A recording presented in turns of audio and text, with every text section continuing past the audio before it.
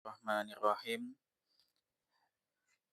Dilanjutkan lagi kajian tafsir Firdaus An-Naim karya Kiai Haji Thaifur Ali Wafa Sumeneb. Tafsir surah Al-Fatihah majelis ke-9. Sebelumnya kita sudah sampai pada Bismillahirrahmanirrahim atlu.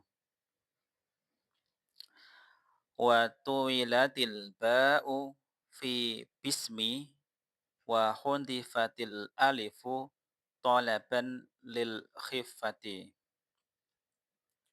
Nah, ini dibaca wa tuwilatil. Nah, jadi asluhu wazannya adalah kalau sulasi mujarad tola yatulu taulan. Nah, kalau tola kan panjang. Kalau dibuat mabni majhul tuwila. Tuwila berarti dipanjangkan. Nah, ini karena naibul fa'ilnya adalah muannas, maka ada ta'nisnya di sini. Wa tuwilat. Karena ini ketemu al dan tidak mungkin ada dua sukun yang dibaca bersama, maka dalam kaidah bahasa Arab ada sukun yang pertama diganti dengan kasroh. Kaidahnya asakin idza hurikat hurikat bil kasri. Nah, jika ada huruf berharokat, huruf yang bersukun, jika mau diharokat, maka harus diharokati kasroh. Jadi asluhu tuwilat al-ba'u dibaca tuwilatil ba'u. Nah, jadi ini wa tuwilatil ba'u al-ba'u menjadi naibul fa'il.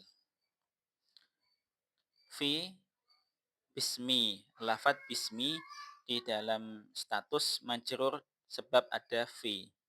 Jadi meskipun ini harokatnya kasroh, kasrohnya ini bukan karena zahir ini majrurnya fi, tapi karena kutipan aslinya memang lafadznya bismi. Andaikan ini harokat akhirnya tidak kasroh, maka akan lebih kelihatan.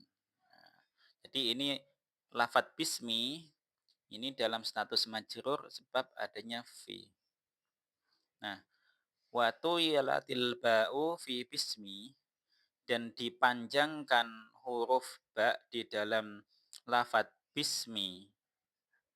Wa hudifatil alifu dan dibuang huruf alif tolaban lil khiffati untuk mencari keringanan. Mudahnya untuk penerjemahannya seperti itu. Nah, tolaban berarti di sini sebagai maf'ul li ajli.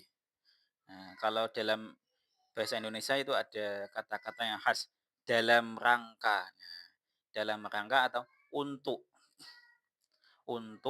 mencari. Tolaban ini kan asalnya adalah isim masdar. Tolaba yatlubu tolaban. Nah, di sini digunakan untuk maf'ul li ajlih. Nah,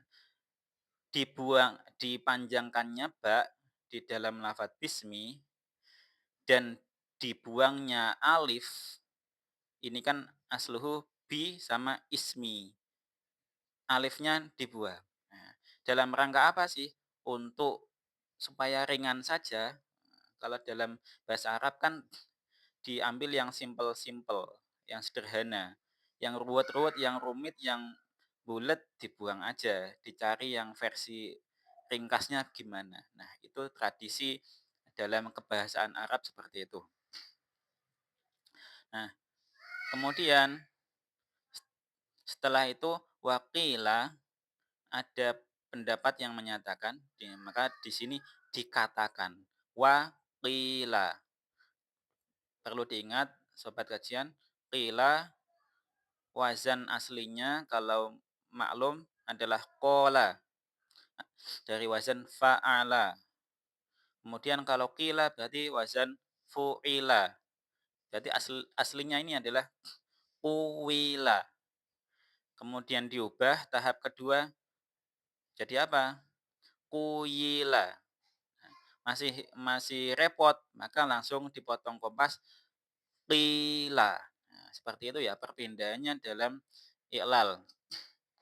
Kalau masih belum paham bisa dibuka lagi kitab iklalnya.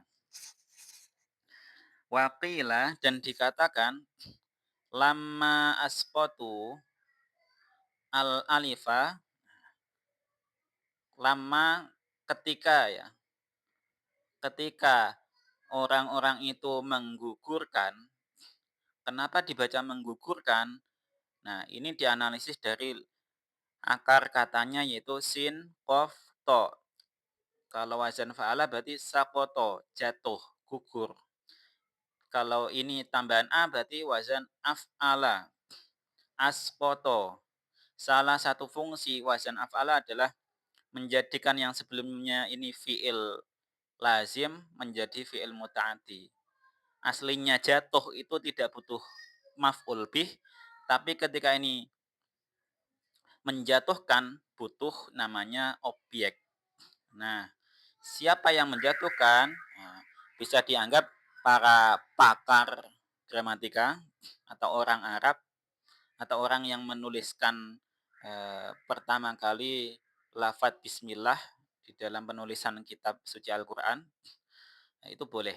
Nah, siapapun yang berkaitan dengan penulisan lafadz bismillah pertama kali ini. Ketika orang-orang itu menggugurkan alif, raddu tulaha, mereka, maka ini ada maka mereka. Kenapa ada maka? Karena ini ada ketika. Jawaban dari ketika adalah nih, ketika orang-orang menggugurkan alif, mereka mengembalikan panjangnya alif ini alal ba'i, atas huruf ba. Nah, kenapa liyadulla alal alifil mahdhufati? Ini liyadulla, kenapa dibaca liyadulla? Karena di sini mengandung huruf tersembunyi yaitu an. Maka aslinya liayadulla. Nah, kenapa tidak yadullu? Karena ada an. Kenapa harus ada an? Karena pantasnya seperti itu dalam bahasa Arab. Nah, kalau liyadullu, maka ini juga repot, enggak pantas. Nah, kenapa ya dibaca yadulla? Karena ada an, sementara an itu adalah harfun nawasib, huruf yang membuat nasab fiil mudhari setelahnya. Nah, ini asluhu dalla yadullu, nah, menunjukkan.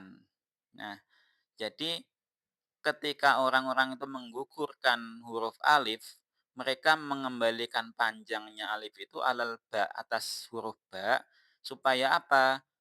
Menunjukkan adanya alif yang tersembunyi. Liyadulla alal alifil mahdufati. Harus diingat ya, kenapa ada tak marbutah di sini? Karena ini adalah naat mengikuti sebelumnya, maka sebelumnya ini adalah mu'annas. Mana tanda mu'annasnya? Harus dipahami bahwa huruf dalam kajian gramatika bahasa Arab, huruf itu nama-namanya itu adalah mu'annas. Jadi alif, ba, ta, seterusnya sampai ya itu masing-masing dianggap sebagai mu'annas. Maka ini al-mahdu fati. Seperti itu ya. Jadi dalam lafadz bismillah, ini penjelasan tafsirnya.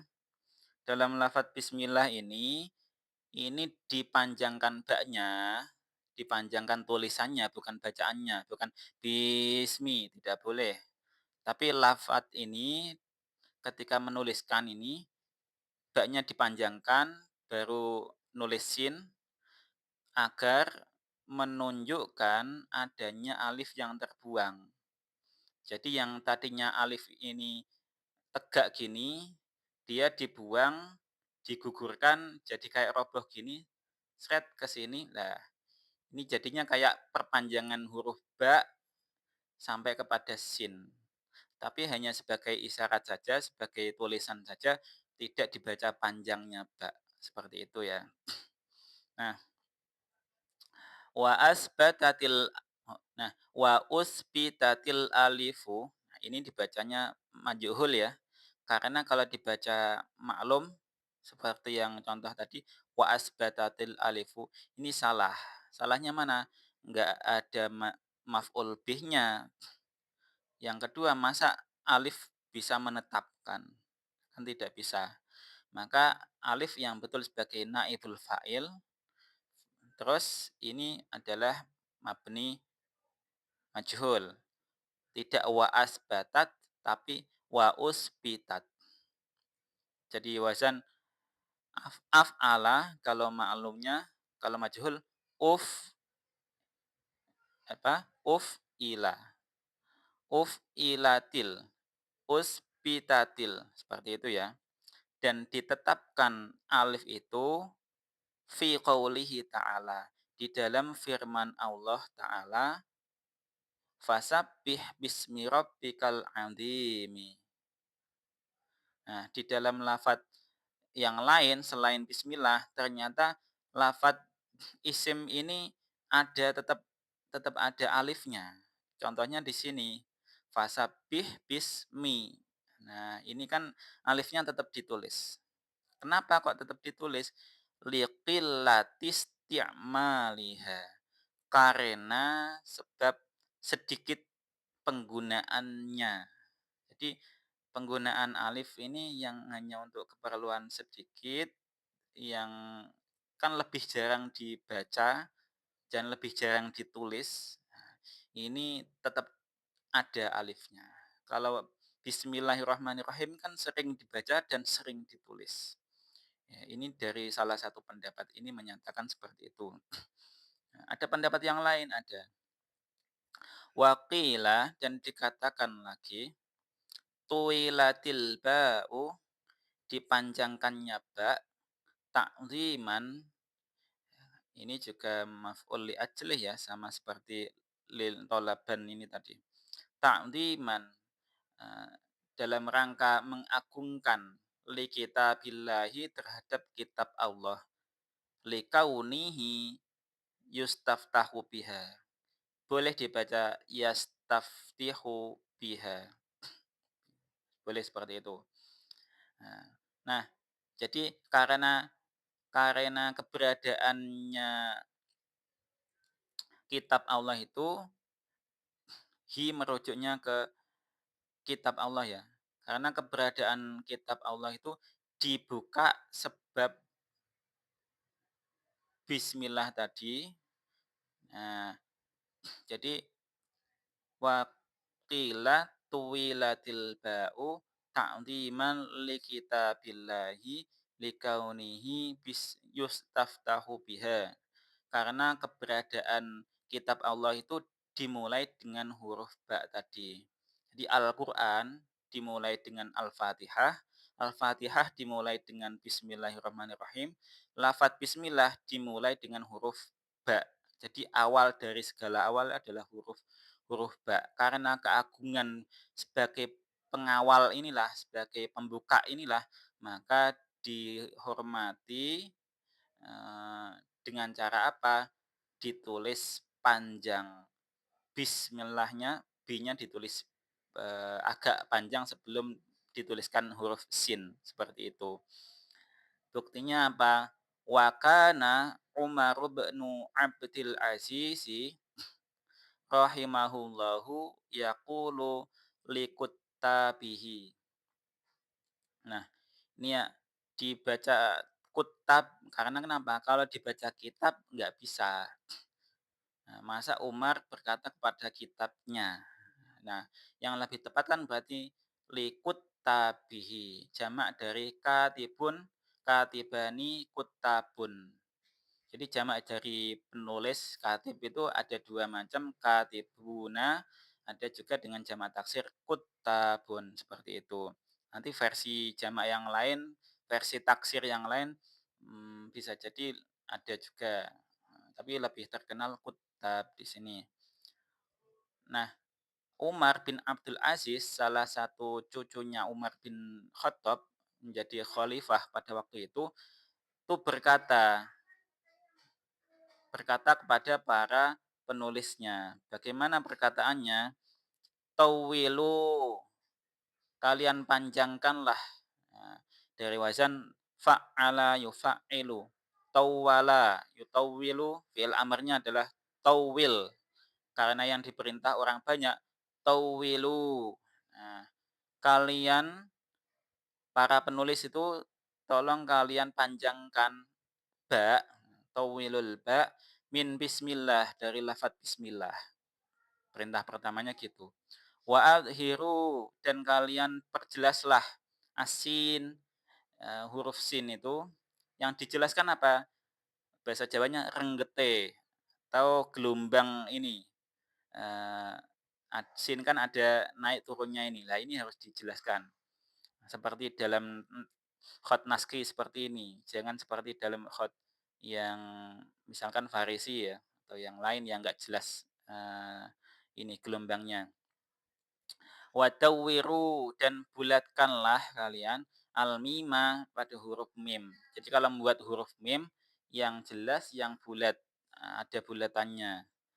Kenapa? Ta'ziman, dalam rangka menghormati li kitabillahi azza wa jalla.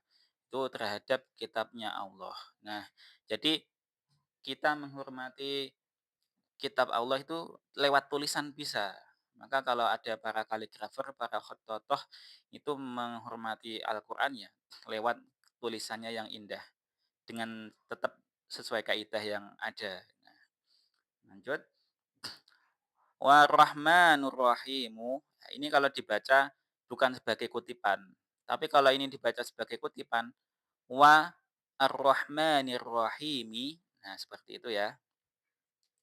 Makna huma, makna keduanya ya, ini menjadi khobarnya di sini ya, khobarnya. Nur rahmati, yaitu zat yang mempunyai kasih sayang. Jadi makna dari keduanya ini aslinya sama, yaitu Allah itu sebagai zat yang penuh kasih sayang. Wa jumi'a bainahuma litakidi. Nah, kalau maknanya yang keduanya sama, kenapa dikumpulkan? Dikumpulkan keduanya itu untuk penegasan. Nah, jadi ini pakai majhul juga ya, jumi'a. Jumi'a bainahuma. Jadi dikumpulkan keduanya itu dalam satu tempat dalam rangka untuk penegasan. Lit takkidi. Wa ruwiya, kenapa dibaca ruwiya tidak rawa? Nah, karena tidak jelas siapa yang meriwayatkan. Maka dimajhulkan. Seperti itu kayak caranya ya. Nah, jadi kalau ketemu lafaz seperti ini ada kemungkinan rawa dan ruwiya, dilihat konteks, korinanya di depan dan di belakang. Kayaknya lebih tepat yang mana? Oke, ruwiya. Wa ruwiya, dan diceritakan dan diriwayatkan an Isa bin Maryam, dari Isa bin Maryam, ya, Nabi Isa alaihi salatu wassalam, annahu, bahwa sesungguhnya Nabi Isa itu qala, berkata. Apa yang beliau katakan? Ini tafsir yang sangat terkenal sekali. War-Rahman, Rahmanud dunya wal akhirah. Yang dimaksud dengan Ar-Rahman di sini adalah Maha Pengasihnya Allah di dunia dan di akhirat. Nah, itu ya. War-Rahim, Rahimul akhirati.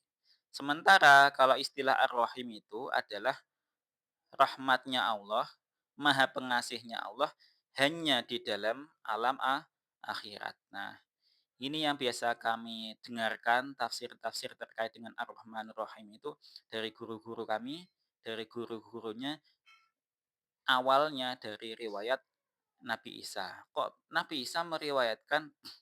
Jadi perlu diketahui karena ini tafsirnya juga tafsir Ahlus Sunnah wal Jamaah yang meyakini bahwa nabi sebelum Nabi Muhammad juga bisa meriwayatkan kabar dari Nabi Muhammad karena di alam ruh pernah berjumpa juga, apalagi Nabi Muhammad pernah Mi'raj, pernah bertemu Nabi Musa, Nabi Isa, dan seringkali kita lihat juga riwayat dari Nabi Musa juga ada, Nabi Isa juga ada. Nah, ini yang kita yakini bahwasanya Nabi Isa sebenarnya juga masih hidup sampai saat ini. Nah, ini tandanya apa? Nabi Isa meriwayatkan tafsir tentang Dat Ar-Rahman dan Ar-Rahim, penafsiran simpelnya bagaimana? Yaitu kalau Ar-Rahman itu yang dimaksud adalah Maha Pengasihnya Allah untuk semua dan di semua alam. Jadi untuk semua makhluk dan di semua alam dunia maupun akhirat itu sifat rahmannya Allah. Maka konsekuensi dari sifat ini apa? Maka orang yang non muslim pun bisa kaya raya, bisa punya banyak harta, bisa bahagia di dunia asalkan apa? Berusaha. Nah, inilah sifat rahman Allah yang tidak pilih kasih, tidak pilih agama, pilih ras, siapapun asalkan ditakdirkan Allah dan berusaha, maka mendapatkan rahmatnya Allah. Nah, sebaliknya, kalau Ar-Rahim di sini adalah sifat Maha Pengasihnya Allah hanya dikhususkan untuk di alam akhirat saja. Yang konsekuensinya adalah orang kafir masuk neraka, orang Islam yang yakin keberadaan Tuhan, keberadaan Allah yang satu, berarti mereka masuk surga. Jadi orang kafir yang masuk neraka, non muslim agama yang lain masuk neraka, itu bukan karena Allah tidak belas kasih, tetapi di sisi itu Allah menampakkan rahmatnya untuk mereka para hamba yang telah benar-benar berbakti kepada Allah. Seperti itu ya. Jadi ini merupakan tafsir riwayat yang dari Nabi Isa alaihissalam. Baik. Sementara kajian ini kita tutup dengan doa kafaratul majelis. Subhanakallahumma bihamdika asyhadu an la ilaha illa anta astaghfiruka wa atubu ilaik.